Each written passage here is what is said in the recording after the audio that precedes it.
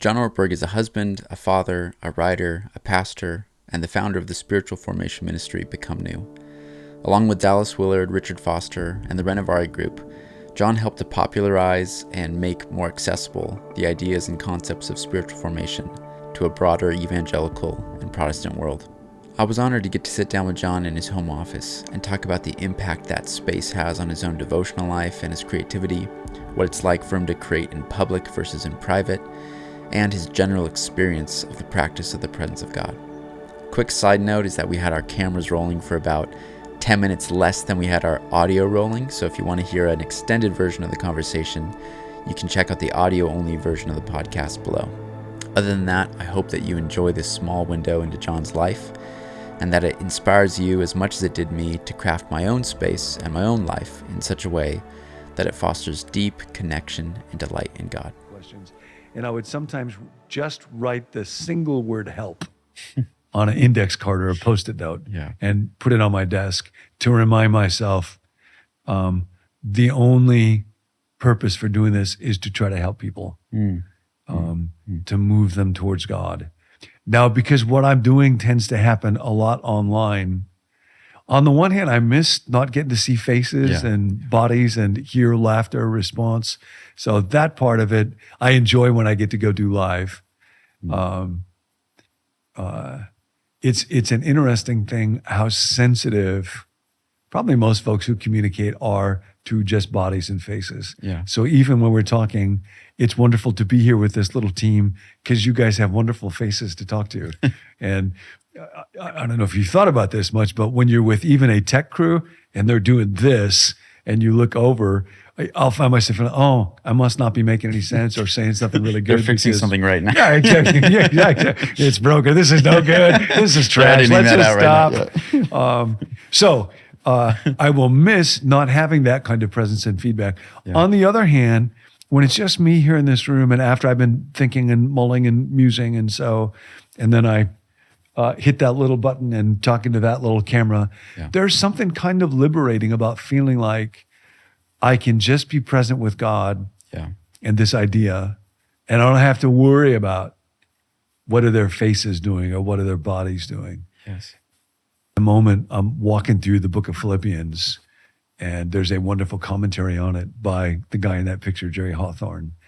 And in the first verse of the 4th chapter, Paul's kind of heading into the home stretch, and he'll often talk about individuals and he's getting ready to do that there. But he just says, finally, my brothers and sisters, my beloved, those for whom I long, my joy, my crown, this is how to stand firm in the Lord, my beloved. And when I read that verse, I thought, man, normally I would just skip over to that to, okay, well, what do we do about worry? Or what do we do about anger? Or where do we learn about Jesus going down the ladder? And then just thinking about those words and what's going on in Paul's heart. He's often thought of as this real kind of rationalistic, argumentative kind of guy. But where I've served at churches, when those faces come to mind, do I experience, brother, sister, beloved, you're my joy, you're my crown, not my title, not how I'm doing. And it was strange, but just looking into the camera and thinking about those words, there was a sense of with the people that I get to connect. Yes. In my best self, I can move towards that, at least want that to be true. And there's a beauty to it. There are moments like that come. And I do think there's just something for any of us about wherever your place of work is, we're meant to partner with God in that. And so that will mean the place of work will be, will have a kind of a holiness to it. That word has a lot of baggage, but the idea is for that to be true for any of us. So I think I experienced that here. I'm fascinated by that pause, though. I actually think that pause after reading Philippians before you jumped to application and usefulness is actually everything about this conversation abiding. Is that one gap actually is, I think, the channel, the dropping in Yeah. to what we're talking about of God's presence. Yeah. And so I'm so fascinated to get into the details of that experience for you. Is for me, my favorite is Brother Lawrence talking about his sadness of devotional routines becoming bondage for people. Mm-hmm. And he says, it's so regrettable that so many people find their way into the end and leave it for the means. Mm. And the end is abiding and resting in God, resting in his presence, delighting in him.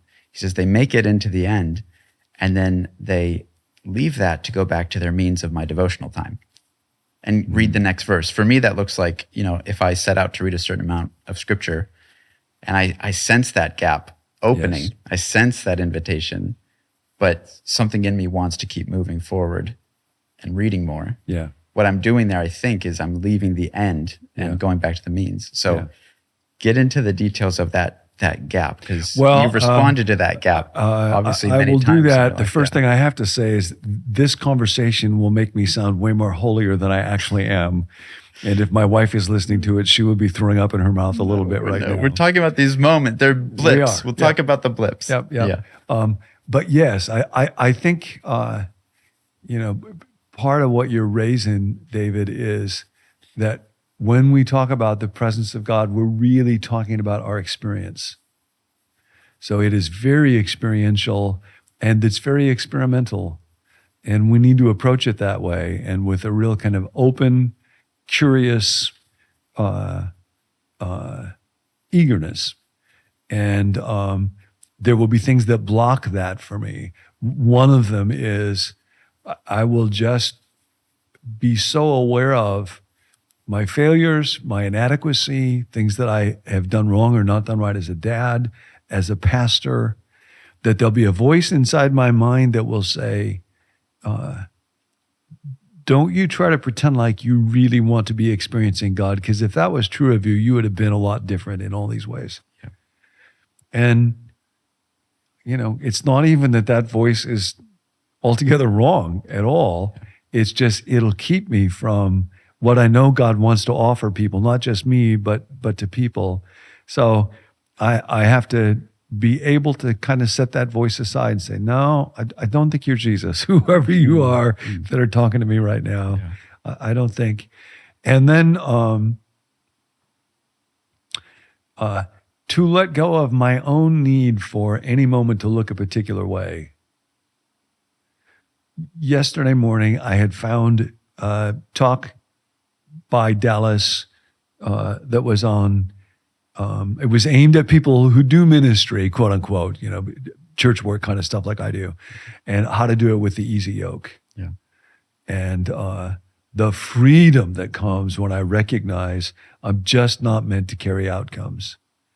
And so I was listening to that while I was brushing my teeth after I first got up, and then I went to get coffee, and I had a little kind of spiritual routine planned for what I was going to do and supposed to do, so then I could, cross that one off the list and give myself a gold star. And then it was like, no, I don't need to do that. I need to listen to this. These words right now, like my soul is really, really hungry for. But it's really strange. It was like, I was thinking that my spiritual life meant I got to stop doing this and go do that, instead of saying, nope, this thing right here, that could come in a sight. It could come in a song. Yes. It could come in another kind of book altogether, or a conversation with a person. I think that gets to the means versus the end that you were talking about, that it's about being with God. And that's a little bit like the wardrobe in Narnia. I was just going to say, it's like I'm hoping to fall through a door. Mm-hmm. I'm hoping to fall through a trap door in my devotional time. Right. Because I have a small office shed that I've set up similar to this. And I think of it on the days when I'm thinking of it correctly and not as, what can I get out of this? But everything around you right now is an icon, in that it's a thing to be seen through to the reality of God. The books that are around you, the papers that you write, the people and the pictures, the faces, all of them are like these Narnia wardrobes, like you just said, that can be become portal or Yeah. like an access Yeah. to the presence of God. So can you just explain, like, as you're coming in this space, how you're almost feeling your way around that, and maybe even how you've designed it in a way to be like um, a sacrament in a way of communing with God, like the actual space itself. Describe the importance of that. Yeah, there's something very particular and significant about how you've laid it out and how you engage in this space. I just want to hear a bit more. That certainly makes it sound much more intentional and deep than anything I've ever thought about doing.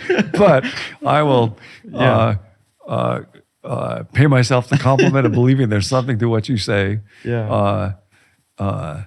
Yeah, for me, books speak real deeply. Yeah. I love books. There's a thrill to me to open up a book and think there's going to be a thought here, or there might be a thought here, or something that's expressed in a certain way that is going to open stuff up. Yeah. And then certain authors where I will come to know their work, or maybe even get to come to know them. So just having those around. Yeah. I mean, everybody's different, so that doesn't mean that everybody should be like that at all.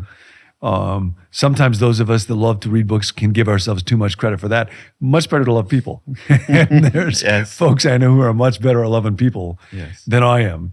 But I will find having those books available. I have one whole section of books about Abraham Lincoln, and I'm always reading that. I find Lincoln's life and journey to be one that's very inspiring. And so to have a picture of him, Churchill's another character who's just kind of interesting to me. So to have a picture or two of him, and then of other people that I know or have known, people that bring me joy, to have my desk facing outside so that I'm able to look at the beauty of that place. And when it's dark, the lights of the city come up down below. And when it's light, to be able to look at nature and that kind of beauty, that's moving to me. I don't know why. It's a wood floor, and we got a little rug to go on it. My wife got on it, and there's something about that just feels earthen and brings delight to me. So, it's a place where there's lots of delight attached to it. And then I think over time, just memories of this moment and that moment and what happened here and what I learned there. And I think for anybody, again, this is part of work. I think we're all meant to work in an area where our spiritual giftedness can be present.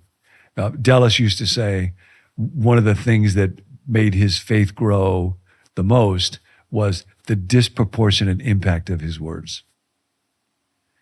And I know for me, because the kind of work that I do, there'll be moments when I'm reading or thinking or studying on something, and a thought will come or an image will come or a story will come that will be very moving and exciting to me. And part of what's cool about that is just the thought that nobody will ever know. And I don't even know. When I talk about it, it might work, it might not. It might just fall totally flat. But I'll know there was a moment when something came as a gift. And David, you were talking about the work that you're doing, and then in some ways the idea for it came in such a way that it's not even like something that you could claim credit for. It's it just came. And so I think having moments like that, and if enough of them occur in a particular space, then that space starts to get associated with those moments, and it becomes kind of the holy place. Perfect. I think a last question is, what constitutes a time well spent as you're leaving this space? As you're walking out the door, what would you want to be? The metric. Maybe not the one that we've already talked about. All of our unhealthy metrics that we judge ourselves based upon all the time. But what would you want the metric to be, ideally, as you're leaving? No, that's a great question. And when you ask it of me, it makes me think about it differently. Internally, it will feel like productivity. When you ask me the question, I just got back from a trip to Ireland with our oldest daughter, Laura, and I I sent her a picture yesterday. There's a shot when we're in a really beautiful valley, and she's just beaming. And it makes me so happy to see that expression on her face. When you look at a face and there's so much joy in it, there's no room for a line of worry, or it's just joy. And when I look at that on her face, that gives me a lot of joy. And thinking that it could be true that it is that way for God with me, for us. I remember about 5 years ago, I had left the church where I had been. I wasn't at all sure if I would do any of this kind of work again or not. And a group of friends got together and had a day of encouragement for Nance and me. And then we had dinner. And then we went to a park, and people read or said things to us to encourage us with words. And it was real clear to me when they were doing that if I could write one more sermon or one more book or something like that, it wouldn't mean a whole lot. But to have a person say, I noticed them, I loved them, I cared for them, that was deeply meaningful. And not that it's wrong to do sermons or books. That's mostly the stuff I'm doing now, and that can help people. And so that's a good thing to do. But the most meaningful moments are relationship moments. And so to think, when I come in and when I walk out, that I could be with God here and experience Him here and offer whatever is going on here as something that He and I can do together. There's this wonderful verse, I think it's Revelation 3:21, where Jesus says, to the one who overcomes, which basically the one who endures, just keep going, I will give him the right to sit with me on my throne. Well, that's a pretty nice chair. That's and I take it the idea is then we are invited to exercise dominion, to be creative in the service of the good, not on our own, but together with God. That's what it means to sit with Him on the throne. So to come in here and sit with Him on the throne and say, okay, Jesus, what should we do? What should we say today? Who might we help today? What should we learn today? And I'll just do that with you the best that I can, and then I will let it go. And when I walk out, not carry the burden of, how good did I do? Let's call Dave up and ask, how'd it go? Where do you rank it on a 10-point scale? Just to be open to the truth about all that stuff, open to reality, but let it all go and walk out having sought to be with God. That would be good. Well, I can tell you by the sense I had walking into this room, a lot of that has happened here, in my opinion. I just want to say thank you so much for sharing your practice with us, and more importantly, sharing your presence with us, John. It's been kind of a unique conversation, Dave. I don't know that I've had to talk about work in quite this way, and it's a wonderful way to think about it. So thank you for the chance to do that. Thank you.